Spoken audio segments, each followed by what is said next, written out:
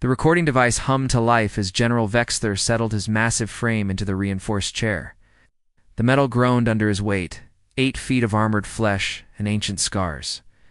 His scarred carapace bore the marks of countless battles, plasma burns that had fused into twisted ridges across his chest, claw marks from close combat that ran deep into his natural armor.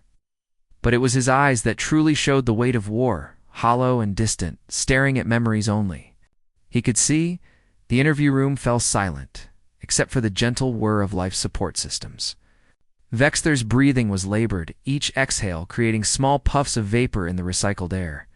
His forearms rested uneasily on the chair's armrests. The historian noticed how his claws kept extending and retracting, a nervous habit he'd developed since the war ended. "You want to know about the humans?" he said, his voice a low rumble that seemed to vibrate through the floor. The translator collar around his neck flickered as it processed his native language into something the historian could understand. "About what we learned during the Void War." The young historian nodded, stylus poised over her datapad. Dr. Yalara was barely past her molting age. Her green carapace still soft in places where the new shell hadn't fully hardened. She'd never seen combat, never witnessed the horrors that older generations spoke of in hushed whispers. "The Coalition archives are incomplete, General. Your first-hand accounts could what? Help you understand how we underestimated the most dangerous species in the galaxy?" Vexter's mandibles clicked in what might have been bitter amusement, but the sound came out harsh and grating. "We called them soft-flesh primitives. Our intelligence suggested they had barely mastered interstellar travel. Their weapons were crude, their ships unshielded. On paper, they should have fallen within days." He gestured to a wall display that showed star charts from the war period. Red markers indicated Coalition victories, blue ones marked human strongholds. Ow. The map told a story of initial Coalition success followed by an increasingly desperate stalemate. "Look at those numbers, young one. We had technology that was 10,000 years more advanced than theirs. Our energy shields could stop anything they had. Our plasma cannons could crack their hulls like insect shells." Vexter paused, one of his forearms reaching for a container of stimulant fluid, a thick, purple liquid that helped veterans cope with their damaged nervous systems. His hands trembled slightly as he brought it to his mandibles, not from age, but from memories that refused to fade. The container was dented and scratched, a battlefield souvenir he'd carried for decades. "I commanded the 7th Assault Fleet," he continued, setting the container down with more force than necessary. 12,000 ships, veteran crews, the finest warriors the Coalition had ever assembled. Krillian shock troopers, Zephyrion, void hunters, Nexari battle mines, species that had conquered half the galaxy before humans even discovered fire. "We were sent to secure the human systems as a preliminary exercise, something to blood the new recruits before the real war began." The historian's stylus moved rapidly across her datapad, trying to capture every detail.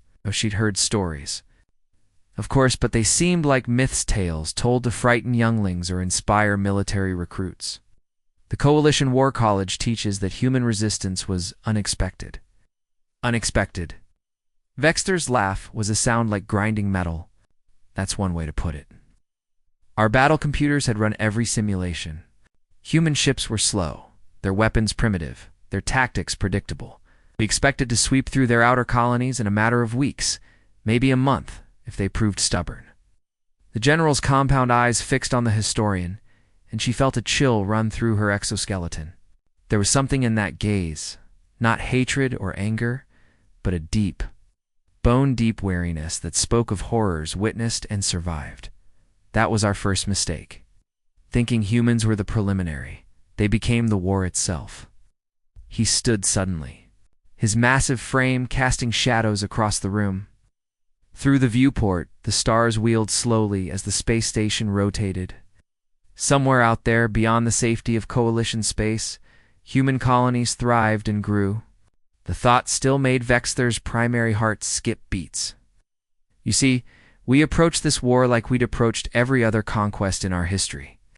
Overwhelming force, superior technology, crushing the enemy's will to fight through demonstrations of power. It had worked against the hegemony, against the Crystal Collective, against the Hive Queens of Andromeda.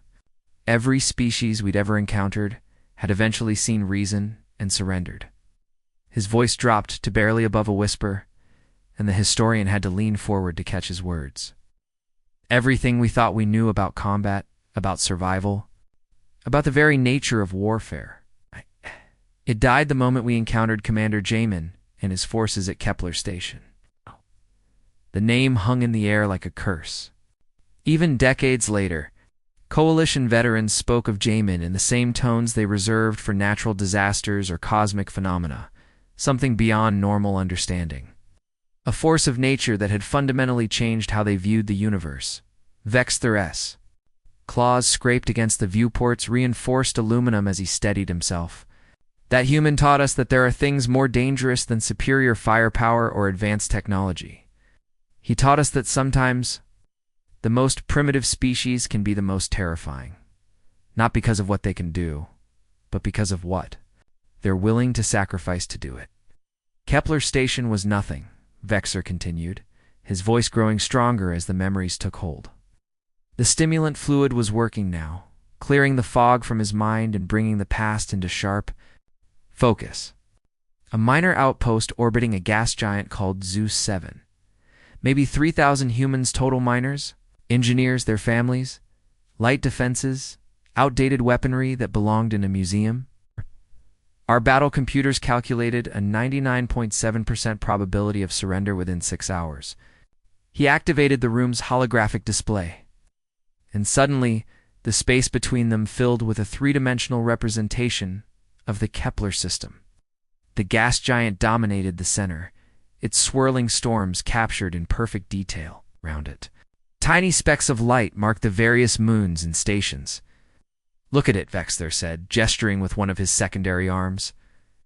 Kepler Station was barely a kilometer long, built from salvaged cargo containers and mining equipment.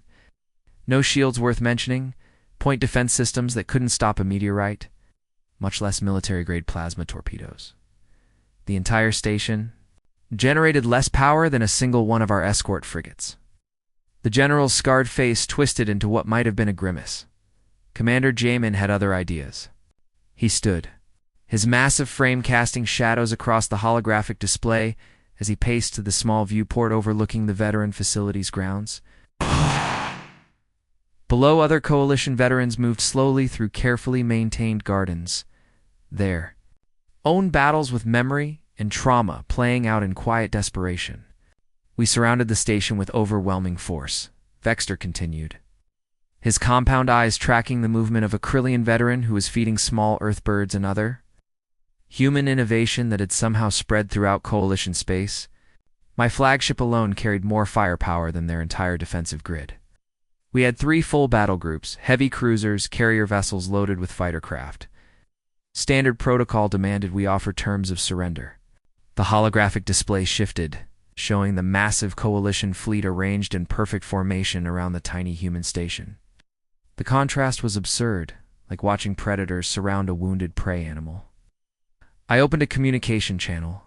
Personally, this was supposed to be a demonstration after all. Show the humans that resistance was futile, accept their surrender with dignity, process them according to Coalition law. Vexthor's mandibles clicked rapidly, a sign of agitation. His species couldn't suppress. Jamin's response was ... unexpected. The communication came through crystal clear. I could see him on the main screen. Human male, middle-aged by their standards, wearing a patched mining suit instead of military armor. He looked tired, like he'd been working double shifts to keep his people alive. The general paused, his claws scraping against the viewport's surface. He thanked us for the target practice and asked if we'd brought enough body bags. Then he cut the transmission and opened fire. The historian's stylus stopped moving. He attacked first, against those odds. Every single weapon the station possessed fired simultaneously. Mining lasers, construction charges, even waste disposal systems had been converted into weapons. It was like watching a dying star flare to life one last time. Vexthor's voice carried a note of something that might have been admiration. Our shields absorbed the damage easily, of course. Their weapons couldn't even scratch our hull plating. But that wasn't the point. The attack pattern the humans employed defied every tactical doctrine in coalition military history. Instead of taking defensive positions and trying to weather the storm, they launched boarding pods directly at the coalition flagship. Small, crude vessels that looked like they'd been welded together from scrap metal and desperation. Suicidal, Vexter muttered, returning to his chair. That's what my tactical officer called it. Commander the Kalan had fought in 47 engagements across 6 star systems. He'd never seen anything like it. But these weren't suicide attacks. They were calculated strikes designed to create maximum chaos. The holographic display showed the boarding pods' trajectories, impossible flight paths that should have resulted in immediate destruction. They came at us from every direction, using the gas giant's gravity well to slingshot around our defensive perimeter. Most of the pods were destroyed, of course. Our point defense systems are designed to stop incoming missiles and fighter craft. Vexter's primary heart began beating faster as he relived the moment. But 6 pods made it through. 6 tiny vessels carrying maybe 100 humans total, armed with nothing but mining equipment and raw determination. They hit us in places where our sensors said it was impossible to dock waste disposal ports, maintenance hatches, even a cargo bay that hadn't been opened in months. Lieutenant Haijin led the first boarding party that reached my command deck. 17 humans, in makeshift armor, carrying weapons they jury-rigged from mining equipment. Plasma cutters modified to fire in rapid bursts, gravitational hammers that could crush our combat suits, even simple explosive charges that they threw around like party favors. The general's voice grew quiet, almost reverent. They carved through my ship's security like it was a training exercise. Krillian shock troopers who had never been defeated in close combat, Nexari battle mines with reflexes faster than most species could think. None of it mattered. The humans moved like they'd been planning this their entire lives. But it wasn't. Their weapons that terrified my crew, Vexter continued, his compound eyes focusing on something beyond the present. It was their faces. They were smiling. In the middle of a battle they couldn't possibly win, facing odds that should have broken their spirit completely, they were actually enjoying themselves.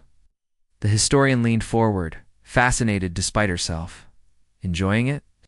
Hijin was laughing as she led her team through my ship's corridors. Not the maniacal laughter of someone who'd lost their sanity, but genuine amusement. Like she was playing some elaborate game and winning against all expectations. She moved through our defensive positions like she was dancing, calling out encouragement. To her team in their strange human language, Vexter stood again, pacing to the holographic display. He manipulated the controls, showing the interior layout of his former flagship. Haijin's team held the bridge of my command ship for 43 minutes before we could retake it.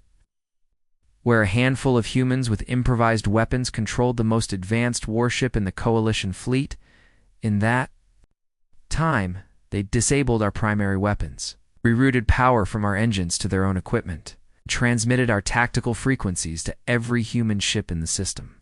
When we finally broke through their barricades, we found they'd been using our own communication arrays to coordinate the defense of Kepler's station. The general's voice grew quiet, almost whispered. The battle lasted 6 days, not 6 hours. Every time we thought we'd cornered them, the humans would spring some new surprise. They turned the station's mining equipment into weapons, used the gas giant's electromagnetic field to jam our sensors, even convinced some of our own automated systems to work against us when we finally breached their last defensive position. Deep in the station's core, we found Commander Jamin still alive, still fighting. He had injuries that should have killed him twice over, plasma burns across half his body, broken bones, blood loss that would have dropped most species in 2. Shock. But there he was, sitting behind a makeshift barricade, reloading an ancient projectile weapon with hands that shook from exhaustion. Vexter's mandibles clicked slowly, a sound like settling metal. His last words to me, as my medics tried to save his life, were simple. Tell your people this was just a warm-up. Then he smiled, actually smiled, and asked if we'd learned anything useful. Oh. The holographic display faded, leaving the room in relative darkness. 3,000 humans had held off 12,000 ships and cost us nearly 200 vessels. Not destroyed, you understand. Damaged, disabled, or forced to withdraw for repairs. That's when I realized we weren't fighting soldiers in the traditional sense. We were fighting something else entirely. something that treated impossible odds as a personal challenge rather than a reason to surrender. Vexer's voice grew distant as he recalled the events at Proxima 7, his compound eyes reflecting the soft glow of the room's emergency lighting. The stimulant fluid had worn off, leaving him feeling hollow and ancient. After Kepler Station, High Command decided the humans needed to be contained. The entire Coalition Council met in emergency session. They were embarrassed, you understand? How do you explain to a galaxy that 3,000 primitives had humiliated the finest fleet in known space? Activated. The room's holographic display with a gesture from his primary arm. And suddenly the space filled with a detailed tactical map of the Proxima system. The red dwarf star pulsed at the center, surrounded by its family of planets. Proxima 7 hung there like a blue-green jewel, deceptively peaceful. The decision was unanimous, Vexter continued, his voice carrying the weight of old guilt. Complete. Blockade. We would starve them into submission. Make an example that other human colonies would remember. 2 million civilians on the surface, defended by maybe 50,000 militia. Most of them were farmers, engineers, teachers, people who'd never held a weapon until the war began. The display zoomed in on Proxima 7, revealing the sprawling cities and agricultural zones that covered the planet's surface. Green parks, silver towers reaching toward the sky, transport networks that connected communities across continents. It looked so much like the peaceful worlds of the Coalition's inner systems. We assembled the largest siege fleet in military history, Vexter said, manipulating the controls to show the massive Coalition formation. Thousands of ships arranged in concentric spheres around the planet, every possible escape route blocked. Heavy cruisers, supply interdiction vessels, communications jammers. We cut them off completely. No supplies, no communications, no hope of reinforcement. The historian watched the display with growing unease. She'd studied siege warfare in the academy, but this was something different. This was the slow strangulation of an entire world.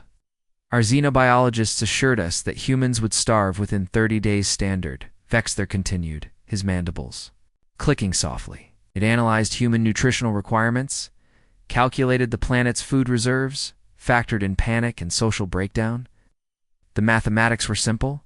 2 million mouths, finite resources, no resupply. We waited. But the general's compound eyes fixed on a point in the hologram where the largest human settlement had been. And his expression grew troubled. Captain Wu Jin commanded their ground forces. Former cargo hauler who'd spent most of his life moving freight between the outer colonies. 38 years old, married, 2 children. He'd never seen real combat before the war, never commanded anything larger than a transport crew. The display shifted to show personnel files, grainy images of human faces, service records, psychological profiles. Wu Jin looked ordinary, unremarkable, the kind of person you'd pass on the street without a second glance.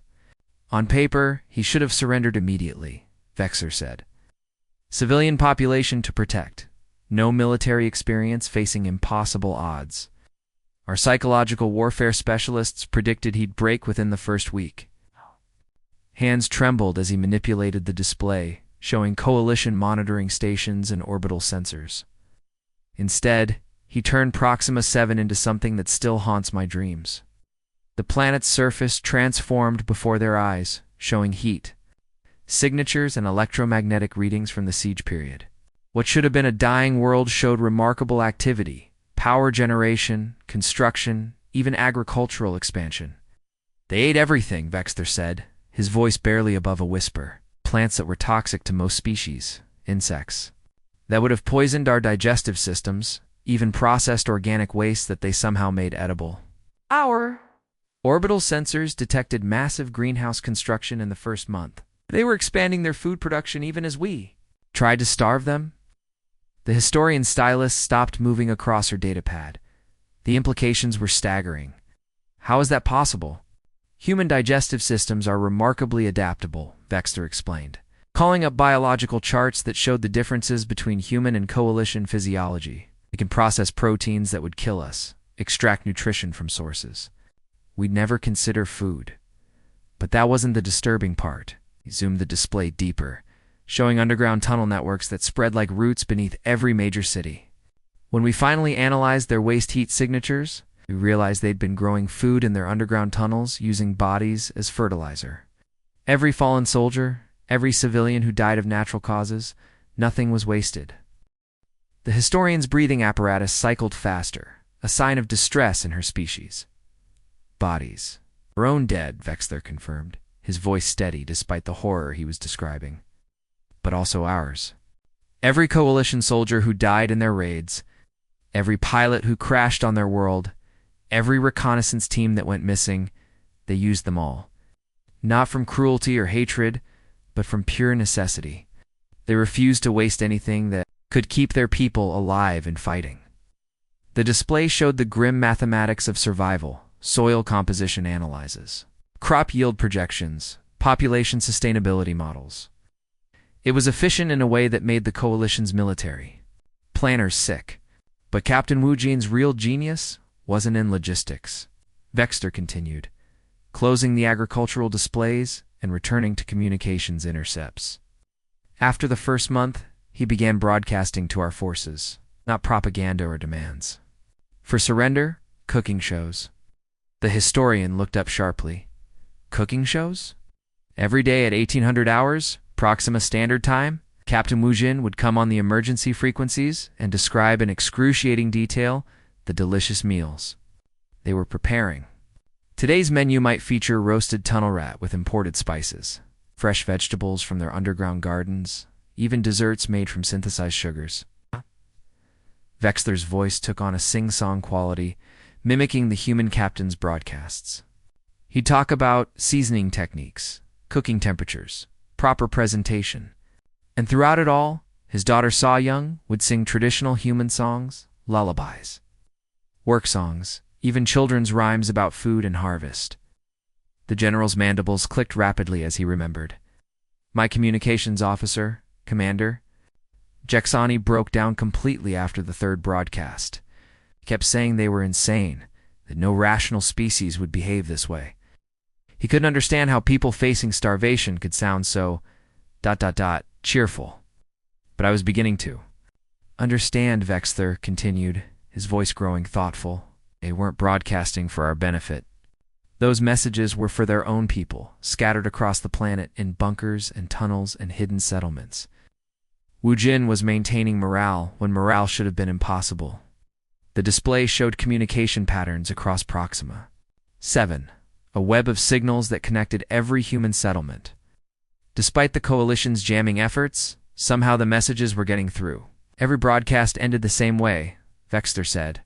Sa Young would sing a song called Tomorrow's Garden, about planting seeds and watching them grow. Voice was pure, innocent, completely unafraid. Then Captain Wu Jin would remind his people that they were not just surviving, they were building something better. The general's voice cracked slightly as he continued. The siege lasted for months instead of for weeks. When their relief force finally arrived, a ragtag fleet of human cargo vessels and converted mining ships, we expected a desperate evacuation. Get the civilians off-world before the coalition fleet could regroup and continue the blockade. Instead, Wu Jin launched a coordinated offensive that caught our entire fleet off guard. The tactical display exploded into motion, showing the final battle of Proxima 7. Human forces erupted from the planet's surface like an infection. Coordinated strikes that hit coalition positions with surgical precision. They'd been preparing.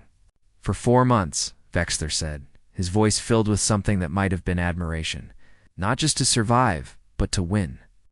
Every tunnel they'd dug, every fortification they'd built, every piece of salvaged equipment they'd hoarded, it was all part of a master plan that none of us had seen coming. 2 million humans, most of them civilians who'd never seen combat, had held off a siege force designed to conquer star systems.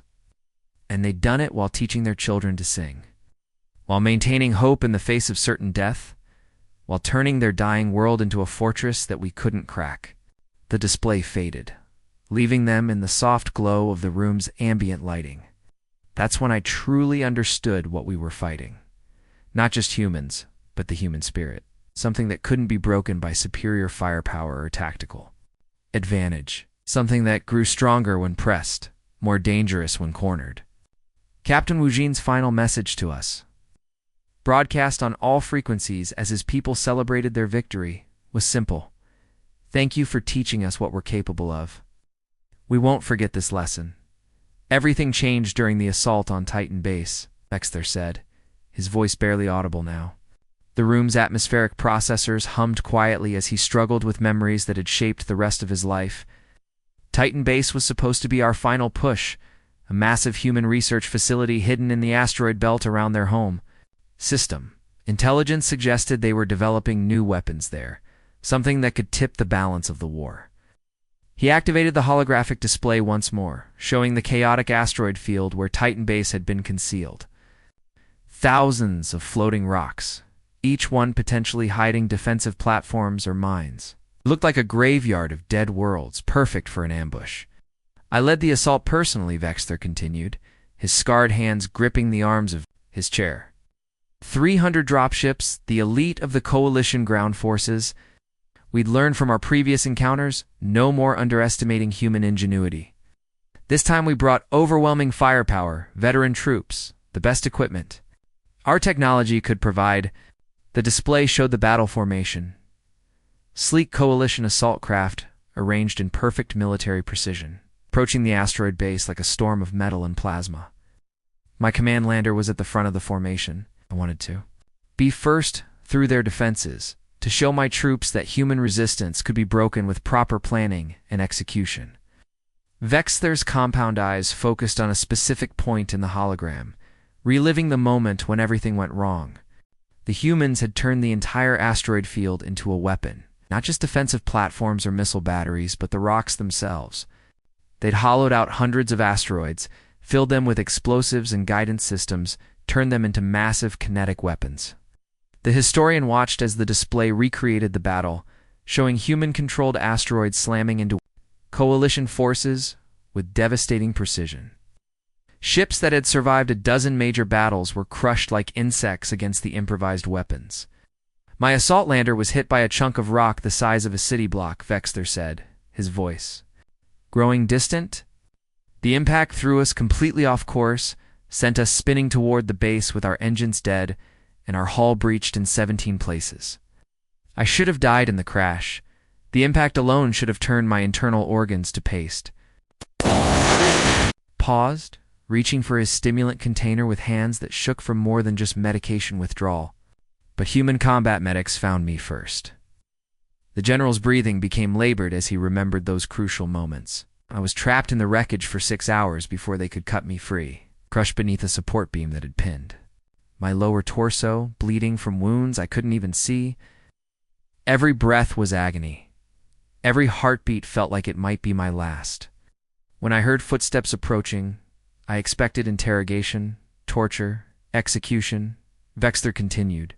That's what we would have done to a captured human commander. Extract information, eliminate the threat, move on to the next objective. Instead, I found myself looking up at Dr. Minho and his medical team.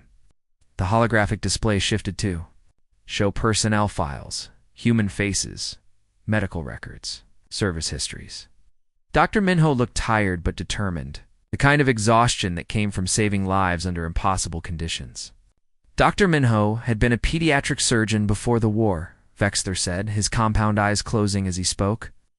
His hands were designed to save children, not treat enemy soldiers who'd come to destroy his home. But he worked on my wounds for 18 hours straight, using medical supplies that his own people desperately needed.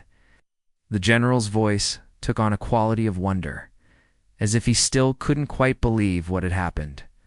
The human medical bay was a converted storage facility, nothing like the sterile surgical suites of Coalition hospitals.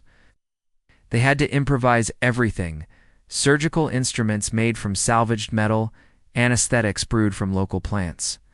Even the operating table was constructed from cargo containers and mining equipment.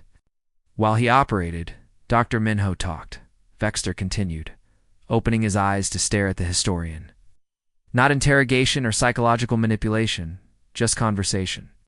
About his son, Taewon, who was somewhere in the facility helping with the wounded. About his wife, Janae, who died in the first Coalition bombardment of their home colony. About the garden they'd been planning to plant when the war ended.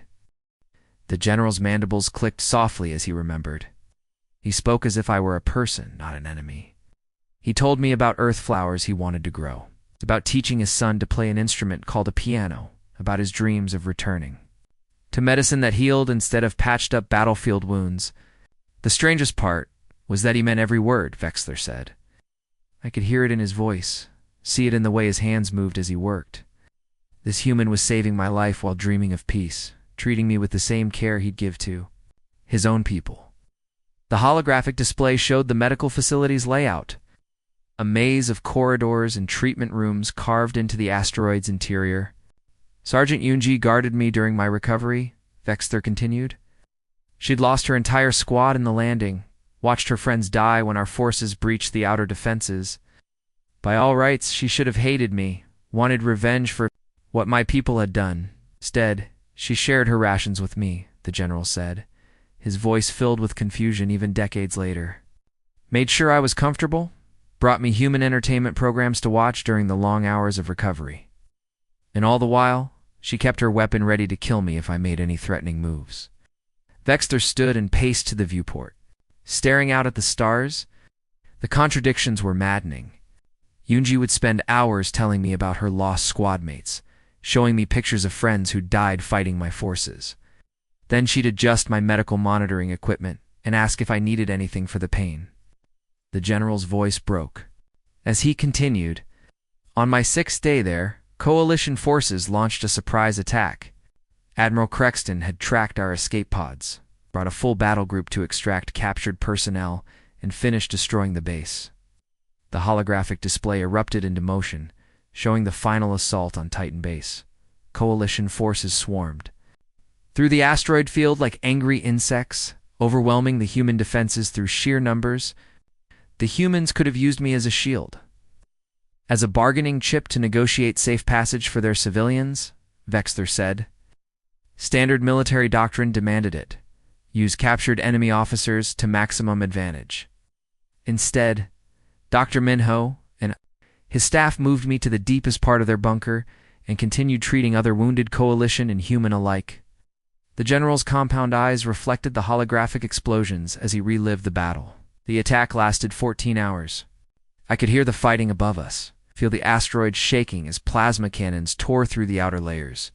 Dr. Minho never stopped working, never showed fear, never treated Coalition wounded any differently than his own people. Was over.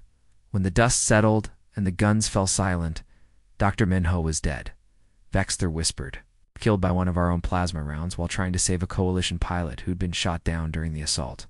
He died with a human child's toy in his pocket, something he'd been planning to give to his son when the fighting ended. The general's voice cracked completely. Sergeant Yunji died defending the medical bay, holding off Coalition soldiers who were trying to secure the facility. She could have surrendered, could have explained that she was protecting wounded prisoners. Instead, she died buying time for the medical staff to finish their work. Vexler returned to his chair, suddenly looking older than his considerable years. I found Tae-Wan in the pediatric ward afterward, alone, crying over his father's body. 7 years old, maybe 8 in human terms. This human child who should have hated everything about me, who'd just lost his father to my people's weapons, looked up with these enormous brown eyes and asked if I was hurt. The general was quiet for a long moment. The only sound in the room, the gentle hum of life support systems. That's when I understood the fundamental truth about humans. They don't fight despite their compassion, they fight because of it. Every act of kindness, every moment of gentleness, every decision to help, rather than harm. It's all part of the same nature that makes them the most dangerous warriors in the galaxy. Dr. Minho saved my life because that's who he was. A healer. A father. A man who chose to see enemies as patients rather than threats. And that choice, that utterly irrational decision to care for those who came to destroy him, that's what made humans impossible to defeat. You can't break a species that responds to hatred with love, to violence with healing, to war with the dream of gardens yet to be planted. Vexler sat in silence for several minutes, his massive frame seeming to shrink as the weight of memory pressed down on him. The stimulant fluid had completely worn off now, leaving him feeling every one of his centuries.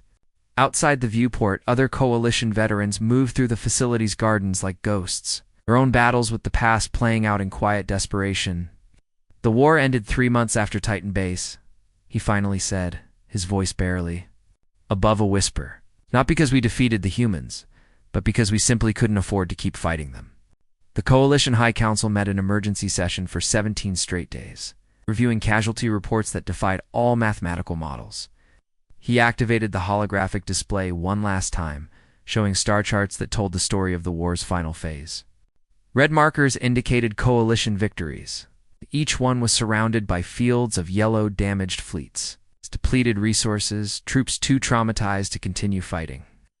Every victory was Pyrrhic, Vexter continued, gesturing at the display, with one of his secondary arms. Every conquered world cost us more than we could replace. We'd win a battle and lose half our fleet to human ingenuity. We'd capture a planet and find ourselves responsible for feeding populations that refused our aid, building infrastructure that they'd sabotage at every opportunity. The general's compound eyes focused on a specific cluster of stars where the heaviest fighting had occurred. Admiral Crexton's Third Fleet took 12 human systems in the final month of fighting, 12 complete victories, textbook military operations that should have broken human resistance in that sector. Instead, we found ourselves holding empty. Worlds populated by people who looked at us with pity. Pity, Vexter repeated, his mandibles clicking in what might have been bitter laughter. Not fear, not hatred, pity, as if we were the ones to be mourned. He gestured to the veteran facility around them, its sterile corridors filled with the broken remnants of the Coalition's finest military forces. Look at this place.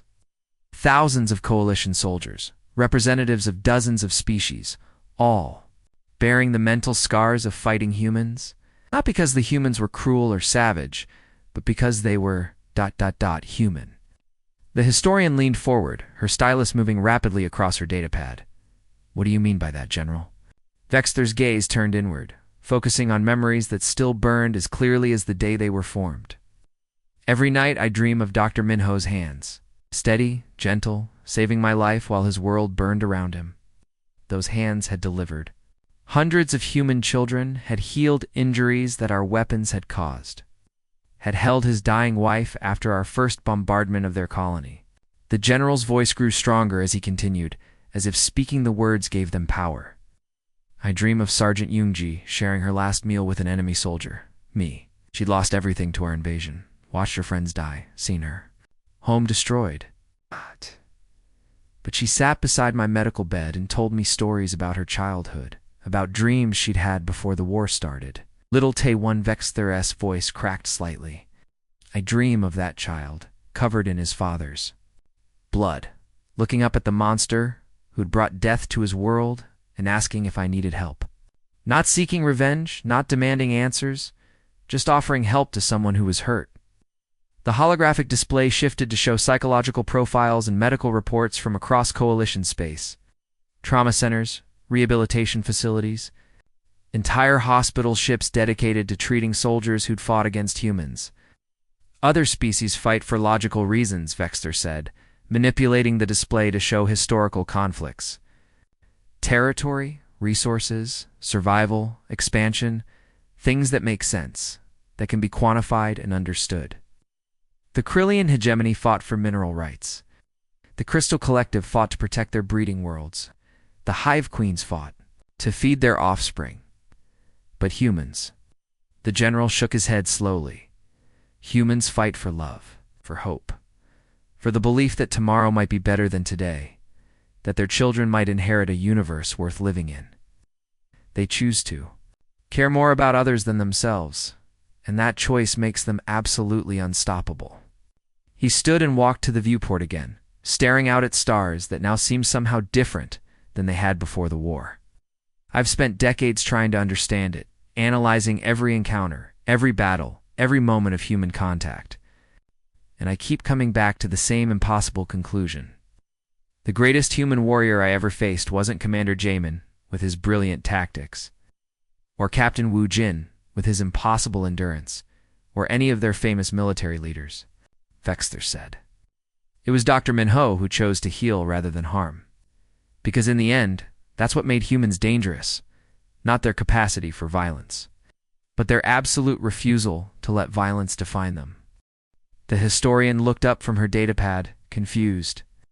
I don't understand, General. How does healing make someone dangerous? Vexter turned back to face her, his compound eyes reflecting the soft light of the room. Because when you treat your enemies with more compassion than they treat their own allies, you reveal something fundamental about the nature of power. Real strength isn't the ability to destroy, it's the ability to choose not to destroy, when destruction would be easier. Every time Dr. Minho saved a coalition soldier, every time a human shared food with a captured enemy, every time they chose mercy over revenge, they proved that their way of thinking was superior to ours. Not technologically, not tactically, but morally. The general returned to his chair, suddenly looking older than his considerable centuries. The war ended not with a great battle or a negotiated surrender, but with a simple realization that, spread through coalition high command like a virus, couldn't defeat a species that treated their enemies with more compassion than we treated our own families. Fleet Admiral Zixandra submitted the final report, Vexter continued, pulling up an official document in the holographic display. 3 sentences that changed the course of galactic history. Human military capabilities are secondary to human moral influence. Continued conflict will result in complete ideological contamination of coalition forces. Recommend immediate cessation of hostilities and formal recognition of human sovereignty. The historian stared at the document, trying to process its implications. Ideological contamination. Our own soldiers were beginning to act like humans, Vexter explained. Sharing resources with wounded enemies, questioning orders that involved civilian targets, asking why we were fighting in the first place. The humans had weaponized their basic decency, turned their fundamental nature into something that could reshape entire civilizations. He looked directly at the historian, his voice carrying the weight of absolute conviction. Make sure your records show the truth. Humans didn't win through superior technology or tactics. They won because they convinced the galaxy that hope was more powerful than fear, that love was stronger than hate, and that the choice to be kind in a cruel universe was the greatest act of rebellion possible. The recording device hummed quietly as Vexter stared out at the stars, his reflection ghost-like in the reinforced aluminum. In all my years of war across dozens of worlds and countless battles, the bravest thing I ever witnessed was a human. Child asking if his father's killer needed help, not the most tactically brilliant, not the most strategically important, the bravest. Because it takes incredible courage to look at someone who's hurt you and choose to help them anyway. To see past the uniform and the species and the circumstances and recognize that pain is pain, that suffering deserves compassion regardless of who's doing the suffering. He closed his compound eyes, his breathing slowing as exhaustion finally claimed him. Oh. That's the real power of humanity. Not their weapons or their tactics or their stubborn refusal to surrender when surrender would be logical. It's their absolutely insane belief that everyone, even their enemies, deserves a chance at redemption. They taught us that the strongest position isn't standing over your defeated foe, but kneeling beside them and offering help. They showed us that true victory isn't conquest, but conversion, not changing minds through force, but changing hearts through example. The general's voice faded to barely audible whisper. I spent 40 years trying to forget what I learned from humans. 40 years trying to return to the simple, logical worldview where enemies were enemies and wars were won through superior firepower. But every night, I dream of Dr. Minho's hands, and I remember what real strength looks like. The humans didn't just win a war. They won the right to define what winning means. And somehow, impossibly, they convinced the rest of us that their definition was better than ours. The holographic display faded, leaving them in the soft ambient light of the room.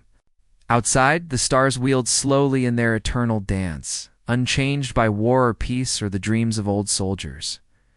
But something fundamental had shifted in the galaxy, something that could never be unchanged. The universe is a different place. Now, Vexter said finally, kinder perhaps, more hopeful. The humans made sure of that. The end.